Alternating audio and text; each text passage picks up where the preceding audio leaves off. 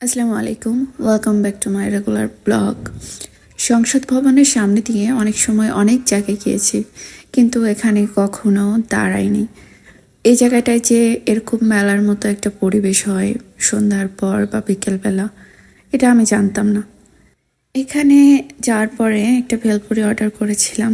ভেলপুরি খেতে আমার বেশ ভালোই লাগে, কিন্তু এখানকার ভেলপুরিটা আমার কাছে খুব বেশি ভালো লাগেনি। আনারস মাখা নিয়েছিলাম। আনারস মাখানো আপনারা খান কিনা জানি না, আমার তো বেশ ভালোই লাগে। এটা ভালো ছিল। দেখলাম আশেপাশে অনেক কিছুর দোকান, ছোট ছোট বাচ্চা নিয়ে অনেকে ঘুরতে এসেছে। হোমমেড কিছু কেক দেখলাম, অনেকেই বাসায় কেক তৈরি করে নিয়ে এসে এই জায়গাটায় বিক্রি করে। তো দাম জিজ্ঞেস করছিলাম, বলছিল 80 টাকা 60 টাকা এরকম প্রাইস পার স্লাইস। তারপর কিছুটা সামনে হেঁটে যাওয়ার পর দেখলাম আরও একটা হোমমেড কেকের দোকান। একটা আপু আর একটা ভাইয়া সেল করছেন। ওনাদের মধ্যে সম্পর্ক কি আমি জানি না। এখানে ডাবের পুডিংও দেখলাম। ডাবের পুডিং খেয়েছি, তারপর মতিচুরের লাড্ডু খেয়েছি। লাড্ডুটা খুব মজার ছিল। আপুকে বলছিলাম যে আপু খুব ভালো বানিয়েছে।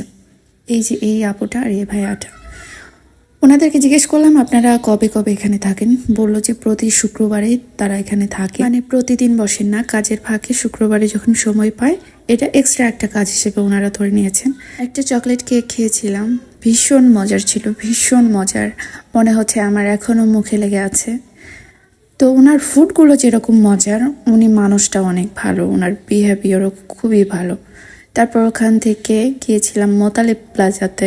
মূলত গিয়েছিলাম ফোনের একটা প্রবলেমের জন্য, কিন্তু যাওয়ার পরে নিচে দেখছিলাম খুব সুন্দর সুন্দর পাঞ্জাবি ছিল।